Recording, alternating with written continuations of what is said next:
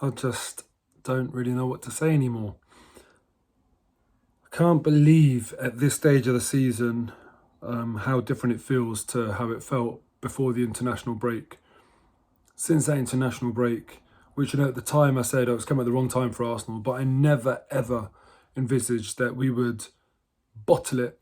Let's just be honest. Let's just say the words, bottle it and be as spineless as we have been. Palace, Brighton, Southampton.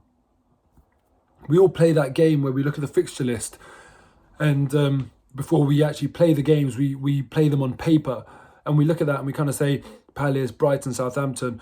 If I had asked any Arsenal fan what's an acceptable points return from those games, we're playing once a week, no other football to worry about, no one, even the most negative of Arsenal fans, would have said 0 points. I'm truly just disgusted by it, to be honest with you. And you think to yourself, there's certain things that, yes, you can have a bad day at the office, but there's certain things that big teams, big players, there's certain things that spark them, that they, put the afterburners on and you see them moving differently after. And embarrassing defeats are one of those things. Your rivals dropping points are another one of those things. The embarrassing defeat against Crystal Palace, what did it do for us when we came up against Brighton? Nothing. I saw nothing. And then today, Tottenham losing. Arsenal players would have known that going into their kickoff against Southampton. That massive bonus. That's sort of like the team talk done for you. All the motivation you need is done for you there. Your wrongs of the last 2 games, Tottenham, your rivals, are helping you put right. They've gone and thrown away a chance to really make life very, very difficult for Arsenal. They're giving you a way back in there. They're flipping hanging you the rope to pull yourself up.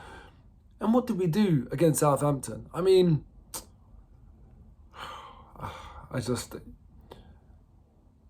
obviously it wasn't as bad as Palace away, but it was nowhere near good enough to be the level that we need it to be. And frankly, let's be honest, right now it feels like we don't deserve top 4. It almost kind of feels like Tottenham don't deserve it either. United certainly don't deserve it. No one flipping deserves top 4. We are a joke.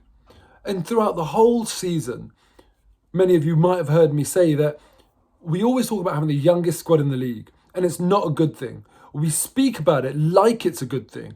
When we go and win, we turn around and say, oh, look how well we're doing, and we've got the youngest squad in the league. That's a clue. The fact that we say that after we win, it's a clue that we're saying, in spite of having the youngest squad in the league, we still went and won. It's not about taking pride in the fact that you've got the youngest squad in the league. It's about taking pride in the fact that your squad management is on point and you have the right level of experience and youth.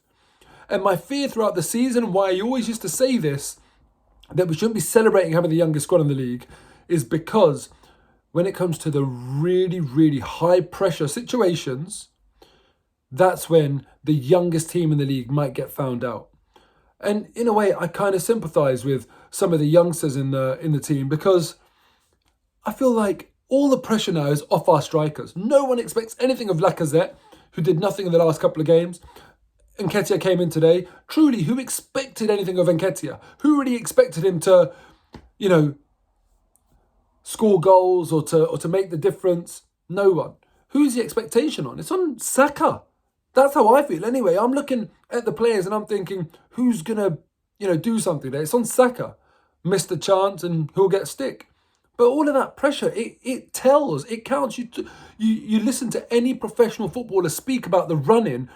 The last 10 games are not the same as the first 10 games. It just doesn't work that way. It should work that way. Each individual 90 minutes should just be that, but it's not. There's a wider context. There's a whole season of work. And, oh man, Arsenal, Mikel Arteta has never ever had anything to play for at this stage of the season. We've been going to pointless 8th place finishes. Right now, I wonder how he's dealing with it. It doesn't seem like he's dealing with it very well. Silly decision last week to move Xhaka out.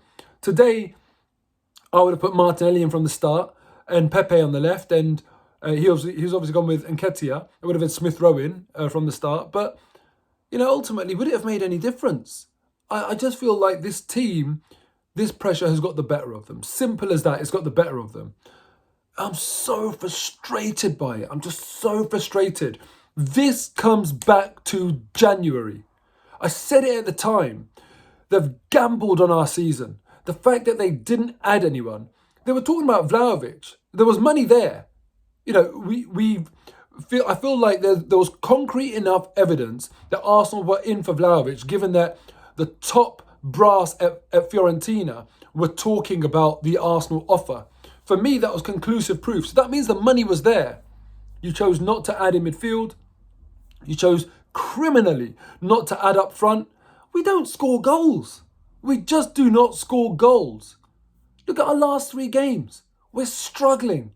This season, we've had 45 goals, I think, in the Premier League. That's awful. It's just simply not good enough, man.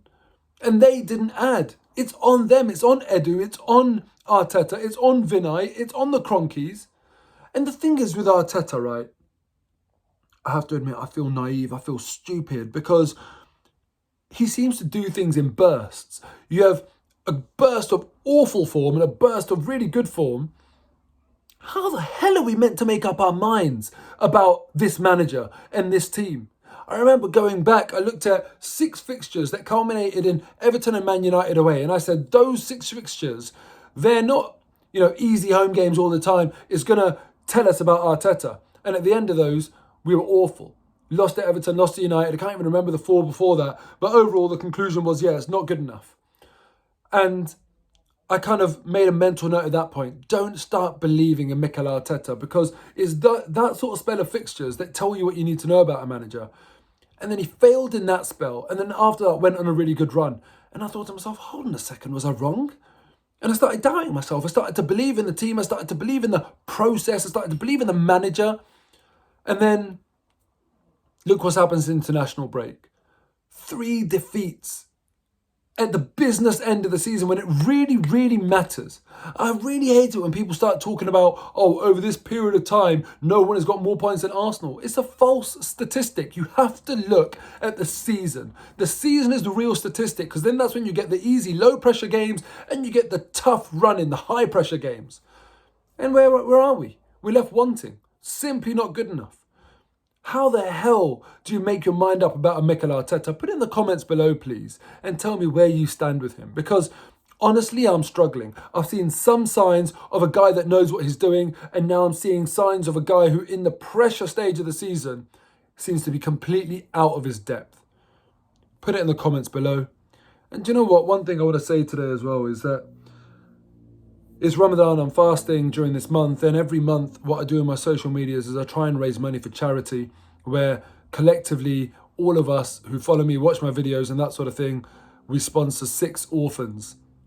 And you know what? I haven't mentioned it the last 2 games because I don't know why, maybe it's stupid of me, but I don't want to mention it after a defeat. I kind of feel like I'm so consumed by the defeat that it doesn't feel natural, feel right to talk about it. But look, this charitable work is more important. So I'm mentioning it in the hope that if you are watching this, you can just chuck £3 on the Just Giving link that I'm going to put in the description below. It will cheer me up. If I get a few hundred donations of just £3 each, it will cheer me up. That's what I'm looking for here. I want loads and loads of you to donate £3. I'm not after really, really generous donations from one of you. I'd rather 100 £3 donations and one really generous person donating £300, even though that would be lovely too. I want the collective power of everyone who watches and who follows me and stuff to make a really nice difference. So please make my weekend a little bit better and hit that link below and just donate £3 or whatever you can. And I'm not even going to talk about the next game and any of that crap because, as far as I'm concerned, I'm not looking forward to the next games anymore.